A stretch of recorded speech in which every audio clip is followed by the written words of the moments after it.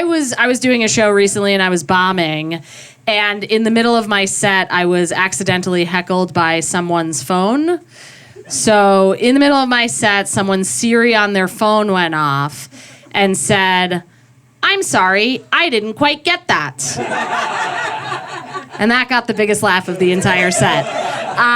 I haven't always been a stand-up comedian. I like being in a bookstore. Not necessarily the children's section, although I do like it, and it's fun to like watch. I just caught the eye of Quetzal the cat, who composed. But I didn't teach that before. I used to be a law professor, which is the typical route to stand-up comedy. Generally speaking, you go to law school for 3 years, you practice for 2, teach for 9, get tenure, freak your mother out, and do stand-up comedy.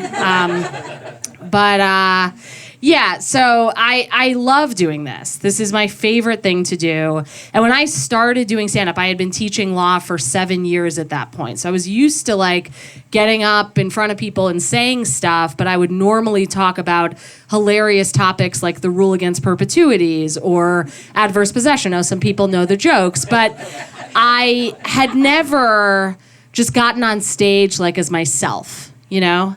And like even that first time doing stand-up was exhilarating. Like that, my first time doing stand-up, I feel like I was having a professional orgasm, which was basically a regular orgasm, but I was 100% sure that I was having it. This is what I look like when I'm coming. Fully clothed, microphone in hand, in the children's section of a bookstore, like Alice from the Brady Bunch. Yeah, that's a joke about women generally. I do, or people who sleep with women. I sleep with women. I'm a lesbian, which I feel like at some point I got gay enough that I could just stop coming out. People were like, "We're aware." But yeah, like when I because I loved stand-up so much, I left my teaching job and I did freak my mother out. And that was like a very difficult phone call for me to make, actually. A mom in the crowd, yeah. So, but like when I did it, I like psyched myself up. I was just like, whatever, it's gonna be fine. I'm old enough. I can do whatever I want. I have tenure. I can like call my mom. And I pick up the phone to tell her and I'm like, "Mommy, I am gonna leave my job. I'm gonna do stand-up comedy like forever. And I'm not gonna be a law professor." Excuse me. That's what she said. And she was like, "Elizabeth." And my name is Liz, but my parents are Jews, and it's like they paid for every letter. And vowels are expensive. So she was like, "Elizabeth, stand-up comedy. What are you going to do for money?"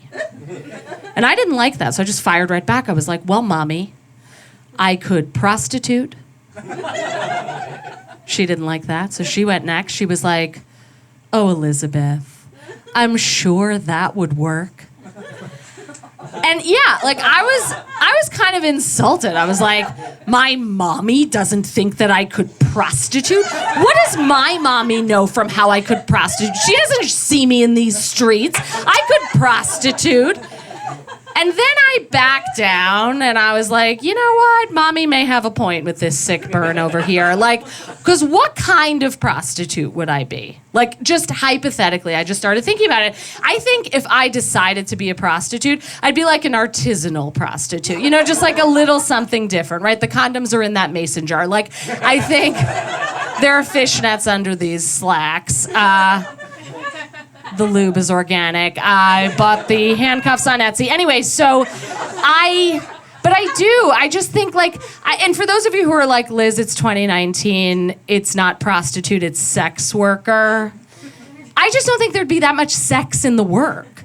Like, I feel like if I were a prostitute, I would just be in exactly this outfit, standing outside of this bookstore and someone comes up to me. I'm like, do you want to have sex? Is that what you want out of this relationship? Couldn't we just have a very intense, all-night, emotionally exhausting conversation? We could start a podcast. That's the kind of prostitute I would be. And I don't mean it to be like overly self-deprecating. I'm not like, oh my God, who would want me as your prostitute? I just think if you're looking for this as your prostitute, you are looking for a very particular experience.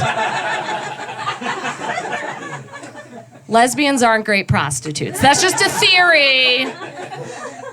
Just saying. But I don't think I'm a great lesbian either, honestly. I don't think I'm a typical lesbian. I guess in some ways I am. I have cats, okay? Typical lesbian. I have 200,000. We all live together in a U-Haul, parked outside of my ex-girlfriend's driveway, where she lives with my other ex-girlfriend. We park behind the Subaru, unless it's in use, and then we park behind the other Subaru. But I don't fit into the stereotypes. I'm bad at sports. There, I said it.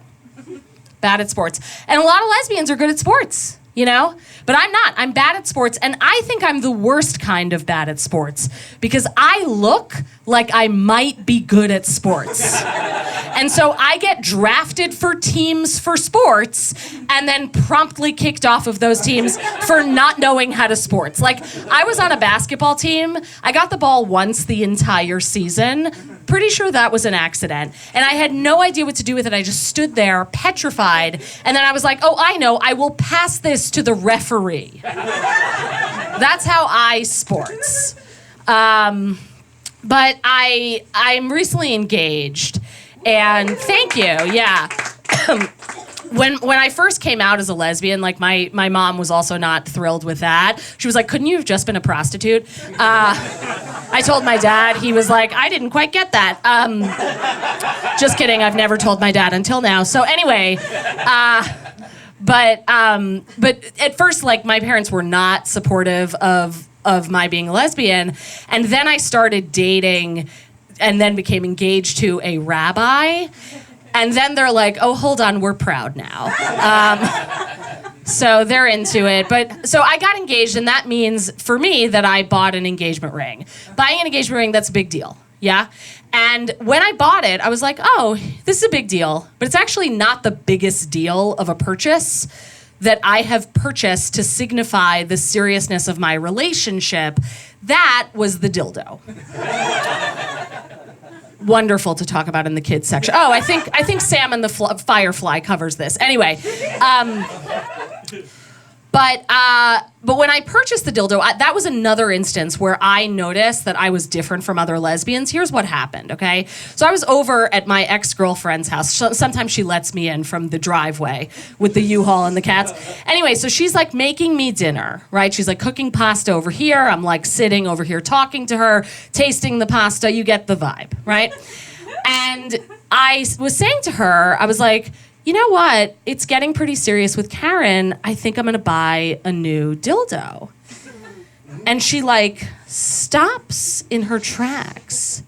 And she's like, Liz, buy a new dildo.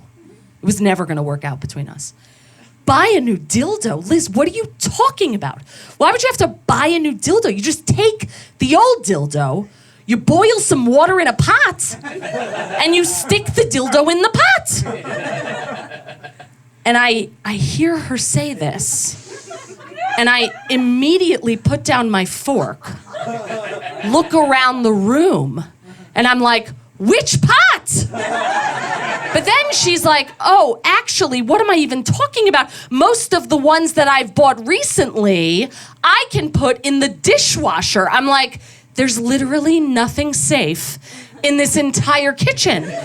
We have to evacuate. Never eat at home. But then it got worse. She's like, Liz, you used to date guys. And I should tell you guys this. I kind of dated guys before. I had a boyfriend in college for 3.5 years, okay? It was a while ago, but it did happen. It happened for 3.5 years, which is a side note. Sometimes people ask me about that relationship. They're like, were you faking it? And I'm like, it was a 3.5-year relationship. What do you think? I'm the Daniel Day-Lewis of heterosexuality? Yes, I was faking it. I'm a very good actor. But she's like, you used to date guys, Liz, right? If you are with a guy, he can't get a new one for you. He can't get a new penis for you. So therefore, by analogy, lesbians should not have to discard a dildo. They should be able to carry over the dildo from one relationship to another. And I was like, that is a horrible argument. You are entirely misunderstanding my lesbianism. I don't know sometimes if I'm more lesbian or anxious. At least half the reason that I'm a lesbian is that I can get a new one. Like, if a guy came up to me, right, a prostitution client or otherwise, and was like, hey, you know what, Liz? Let's have sex. We could use this penis. I don't know where it's been. Or, you know what? What about this? I could just get a new penis for you, for us. It could be our penis. If that is possible, that's preferable. And while you're at it, boil it in water. Thanks so much. I'm Liz Glazer.